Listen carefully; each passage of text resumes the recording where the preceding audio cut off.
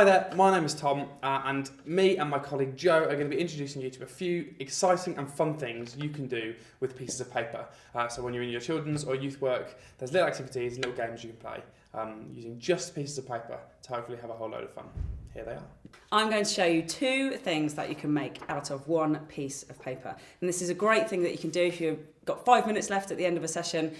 You've just got paper, that's all you've got. So the first thing that you need to do is to fold the piece of paper to make a square and a rectangle. And you do that by folding over one corner to meet the other side, like so. And then you fold the top section down over like this.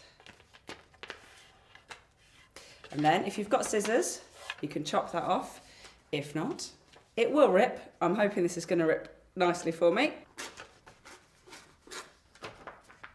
Okay, and out of these two pieces of paper, we are going to make these two things.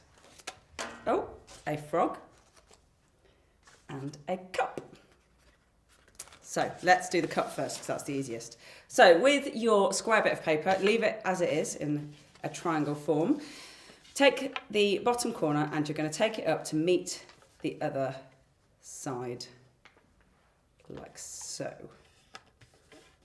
It should look like that when you're done. And then you do the same with the other one.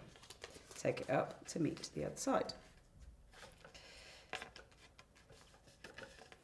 Should look something like that.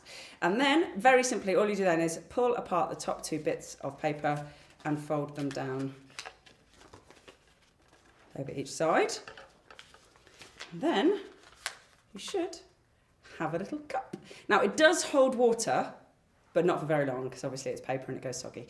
So, but you can use it for a short game or something. Okay, to make the frog with this piece of paper. This one is a little bit more tricky. First thing you need to do is fold your piece of paper in half lengthways.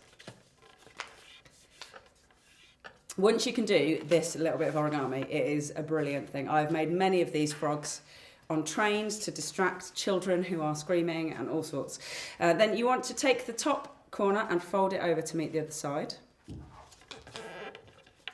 making a sort of arrow shape. And then open it up. Then do the same again with the other side. This is easier not on a turny table, like this table, like so. Then, now this bit is quite tricky. I'm hoping you can see this. You need to push those sides in and then squash the top bit down. Because you've pre-folded it, it should work. I'll just show you that again. So you push the sides in towards the middle and then squash the top bit down. Okay, then you have the head of the frog. We're going to make his legs now. So you fold up the top flap to point up there. And same again the other side. And then you have your frog with his legs. Okay, then we turn it over. Fold the sides into the middle line that you've already made. Same again the other side. And then all you've got left to do is to make a concertina with the back bit to make it jump. I always start the head end, so fold it up and then just fold it backwards and forwards as many times as you want. And eventually you will have, here's one I made earlier, a frog that will bounce. Sometimes they go backwards, sometimes they go forwards. The best, oh, there we go, he's gone. The best bit of paper you can use for these is actually a train ticket. So if you've got loads of train tickets, they're brilliant for making these. They bounce miles. You could have competitions with those. Have fun with your piece of paper. The next thing we're going to be making is one of these, which may look like just a triangular piece of paper, but it's so much more. And for this, you need just a plain piece of A4 paper. You don't need to cut it, it doesn't need to be a square or anything like that. And to start with that one out of the way, you need to fold it in half lengthways like this. The neater your folds, the better, but precision isn't as important with this as it is with some origami. Then unfold it again, and you need to kind of do the start of a paper aeroplane. If you know how to do one of those, you fold a triangle at both the sides of the top, but you need to do this at both ends. So it's a multi-directional paper aeroplane. And once you've got that, you've got a kind of diamond-esque shape. Should look something like that. you fold it in half that way, so you've got something that kind of resembles a very simple boat. And then you need to fold it in half so the kind of points match up in the middle. And then unfold it again, so it's got a boat with a fold in the middle. And then you need to take your points and fold them downwards like this, from the middle point, both sides. So you end up with a square or a diamond with a kind of slit in the middle. And if you fold it over, you've got something that looks a little bit like that. If you then fold it in half, so that your kind of diamond pointy bit's on the outside and your bit that's cut off is in the middle, fold it like that and give all the folds a nice big squish down. And then you hold it at the open end of the points, right at the very end, like that, with a nice sharp flick of the wrist. Hey, it makes a nice poppy noise. These are super fun. They will get very annoying when you do them at the start of your session, so I'd recommend them doing some time towards the end, so the noise doesn't drive you completely insane through the whole of your session. A lot of fun, paper bangers. Okay, for the next couple of things we're going to be doing, you will need a piece of paper, as for all of these activities, but also a pair of scissors, just like these, and possibly even a pen. I've got an accidental colour theme going on here, orange and green. And so the first thing we're going to make is a classic, but it's a good one. We're going to make a snowflake. I love snowflakes, especially good appropriately at Christmas time or around other seasonal times when you have snow, sometimes in March, sometimes in May. To make a snowflake, you need to fold a piece of paper around the central point. So your central point of your piece of paper is in the middle. You might be able to guess that. And so you fold it in half, and then you fold it in half again, making sure your central point stays in the same place. And every fold you do has to go through that central point, so you kind of keep folding like that, so your central point stays in the middle. That's probably enough folds. You could fold it again if you wanted to, but 3 is generally enough. And then what you do is you kind of start hacking at your piece of paper with your pair of scissors, make some nice little triangles, things like that, and keep chopping it up until you get something that looks a little bit like this. Aha, here's what I made earlier. Blue Peter style. Once you've hacked it up lots and lots, you can then unfold it. I've kind of trimmed the corners so it's a bit more kind of rounded, and then you can unfold it again, and what you get is a nice little pattern, a nice little snowflake. Oh, look at that. And the good thing about snowflakes is you don't need any kind of specific size or shape piece of paper, so this one was done with a square one. The one I was doing earlier was a rectangle, so there's a kind of extra bit over, but you can do it with anything you want. So this is a little one made out of a nice little round bit of paper, which is quite cute as well. You can use any paper you want to make snowflakes. Very nice.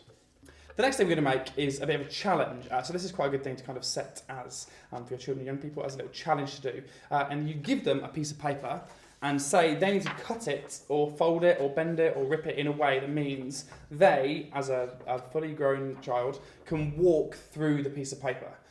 So it has to be a kind of complete circle and a complete piece at the end. They can't kind of sellotape it or like cut up in tiny strips and then glue it all back together. It has to be a complete piece of paper, but they have to try and make it so they can walk through it. Your average 7 to 11-year-old and even bigger people won't just be able to kind of cut a circle and walk through it. Maybe teeny tiny ones will. So there is a special technique to do this. So once they've tried and possibly failed, you can reveal your secret. And so what you need to do, I should have kept that, is fold your piece of paper in half, like so, lengthways. And then you'll need your pen, which I nearly dropped on the floor. And then with your pen, you will draw some lines just like this. So you kind of start at the top end, doesn't really matter which is the top or the bottom, both can be the top. And you're drawing lines that go from one edge to almost the other edge, not quite the way. So you need to start at the top, you start at your kind of folded side, and so you start by drawing a line from your folded side to almost the far end. Looks a little bit like that. So it's folded almost all the way across. You then alternate by drawing lines that go from the opposite side to almost the whole way across, and you alternate doing that the whole way down the piece of paper until you have something that looks like this, with lines drawn all the way down. Then what you need to do is you need to cut through each of these lines. So you get a pair of scissors and just go to work snipping, and you snip all the way, making sure you're not cutting to the far end, so you're cutting pieces off, making sure it all stays together, and you keep cutting until you've cut all of those all the way down. Once you've cut all the way down, the final step you need to do is you need to cut your folded edge, but you need to make sure you don't cut either of the end pieces. So if I've done this properly, as I have now, there we go, and you've got a flappy bit at both ends, you need to make sure you don't cut that folded bit or that folded bit, but you cut all the other folded bits, and then you'll end up with something which is more precarious to pick up, which looks like this. Ta-da! And with this, what you can do is once you've cut your edge, but not your two end pieces, you can pick it up and unfold it. And it creates a massive big loop, which you can then very easily walk through. Ta-da!